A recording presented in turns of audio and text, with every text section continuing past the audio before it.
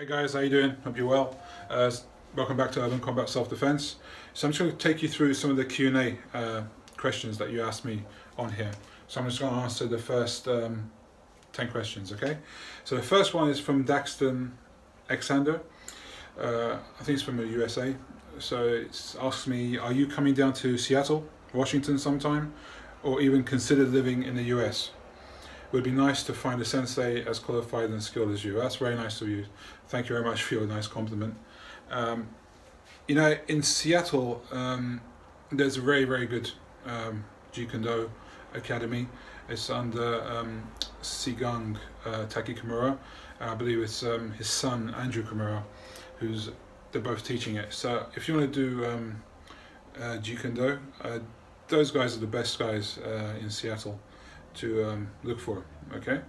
So yeah, but as for coming to America to do train or to teach, yeah, or do a seminar, yeah, I'd love to come and do a seminar and share my knowledge and what I know to all you in USA. So if you want to set up a seminar, I'll be there. I said, empty your mind. Be formless, shapeless, like water. Now you put water into a cup, it becomes the cup. You put water into a bottle, it becomes the bottle. You put in a teapot, it becomes the teapot. Now water can flow or it can crash. Be water, my friend. Question number 2. How do you prove that the demonstrations you show in your videos are legitimate and respond to people who say, what do you think isn't real Jeet Kune Do? Well, there's no saying what's real Jeet Kune Do and what's not real Jeet Kune Do. Okay, I was lucky enough to have trained with some of Bruce Lee's original students.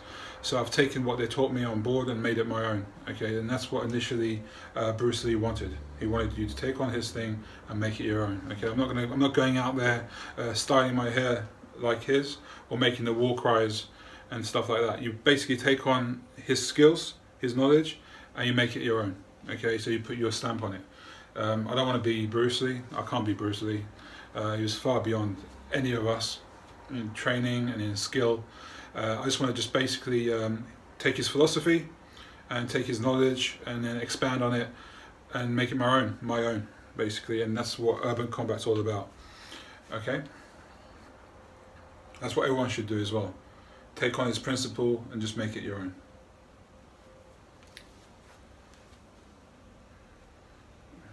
Just having a technical problem here. My phone seems to have died on me. 1 second, guys. Oh.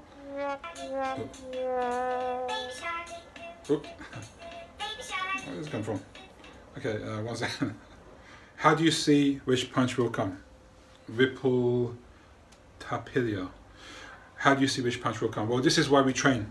This is why we practice Chi Sao and we do all of the sticky hands, because that's what will make our hands, because our hands are like aerials, okay? And the moment that you relax your mind, that's when your hands will just take over. So you have to calm your mind in an alternation, in the street situation, calm your mind and then just let your hands and your legs do the work. It's kind of like almost going into like a meditative state where you just close your mind off and you just let your hands and foot do the work, okay? And that takes a lot of training. It doesn't happen overnight. It's not going to happen from 1 or 2 or 3 training sessions. Okay, you got to do years and years of repetition, training. Like I said, Chi Sao, a lot of the sticky hand drills from different arts. I recommend even doing the traditional arts, a lot of Tong Long, Chow Ga training. That's just phenomenal. That's one of the best martial arts out there. Is the Chow Ga. I mean, I've had a little bit of experience in it, tiny bit of experience. I wouldn't say I'm a master of it at all. No, I've just barely scraped the surface of it. But it's a very, very good, effective style of martial art. Okay, Chow Ga, Tong Long, Praying Mantis style, phenomenal. Okay, so that's that, and that will teach you the hands and make them a lot more sensitive. But it's very deep. It's extremely deep system. Okay. What would you do with 4 guys trying to attack you? T.H. Turner. What would I do if 4 guys trying to attack me? The first thing I'll do, if you're walking down the alley and you see 4 or 5 guys coming towards you, and you kind of, if you can sense that there's going to be trouble, you just cross and go the other way. Okay, you don't waste your time just going through them, because it might cause a situation. Okay, so if they come to you, if you're walking and if they come to you and they want to start trouble, then you've got to put your hands up, like just say, look man, I don't want any trouble, sorry, hey look, there's a police, boom, in the face. No, don't do that. No, that's wrong. Okay, just basically the best thing to do is run.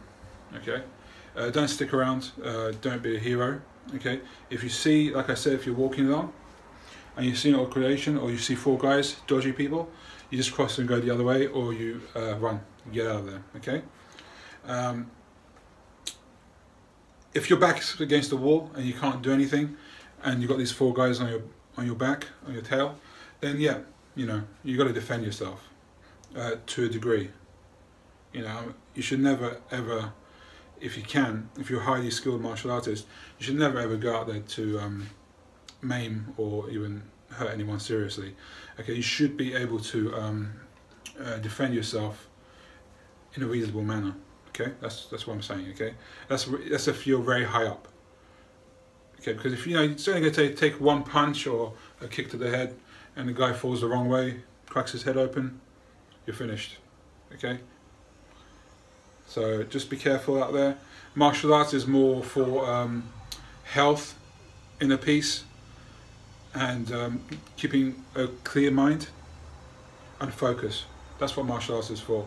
If you're learning martial arts to go out there and beat on people, it's not going to be good. But in any case, martial arts does give you confidence and awareness, which is very important. So this is one good thing about martial arts. Okay, that will give you awareness and an inner instinct to know when to act, when not to act. Okay, hope that helps. Right, I think we're on the 6th or 7th question. Let me see. Os, Stephen Alanis, Os.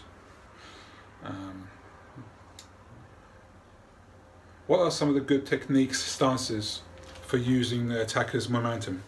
Strengths against them? What are the basic beginner combinations for Wing Chun and GKD? Thank you for the opportunity to ask the questions. Jude Gray. Well, there's not such stances, really. I mean, there's a stance in Jeet Kune Do, which is the right leg forward. I can't show it to you right now, and the back leg back. So basically, it's about balance. First of all, having balance. Okay. The second is defense. Okay. So it's balance, defense, and the third is to block, to be able to parry, to get out the way. And the basic combinations in JKD are the basic parries. Okay, basic parries which you've got here. Okay, and then obviously the punch. That's the last thing where you want to punch or strike or BOG in the eye this way. Okay, so you just want to basically don't think about stances as such too much, although stance and balance is the most important thing. But try to work on your posture. You know, the way you're walking down the street. Okay, because if you're walking down the street like this, someone is going to attack you. Okay, but if you're walking down the street, your chest up to a degree with some confidence, not overconfident. Okay, or someone will probably shoot you. No, but just walking down the street. Okay, confidence, yeah, confidence, and you know where, yeah, with confidence, not being too cocky, but having that confidence energy, the confident energy around you. Okay, which is very important. Okay, and then you're asking about, in this question, you're asking about combinations for beginner combinations for Wing Chun and JKD. Basically, the beginning for Wing Chun is the drills, the hand drills. Okay, so you've got the Chi Saos. What I suggest you do, if you want to learn properly, you go to a class. So wherever you are in the USA or in Africa, wherever you live, go to a class and learn from a class. I mean, it's good to learn from YouTube, but you really need a teacher to teach you properly, okay, from A, B to C, okay, otherwise you can't really understand it, okay. And learning from YouTube, you're not really going to learn the true essence of the art, Okay, so you really want to go to a class. Okay, which is very important to have a teacher to coach you and take you through, you know, what to do. So you know the hand positioning's right, you know the technique's right, everything's perfect. Okay, so what I'm saying to you is, go to a teacher, look him up, make sure you get on with him, and then start your training. Okay, guys, hope this has helped. Hope you enjoyed this Q&A. We'll do some more later in the year. Okay, and I would like to thank you for all your support all this time, and please remember to subscribe to this channel. Thank you. Us.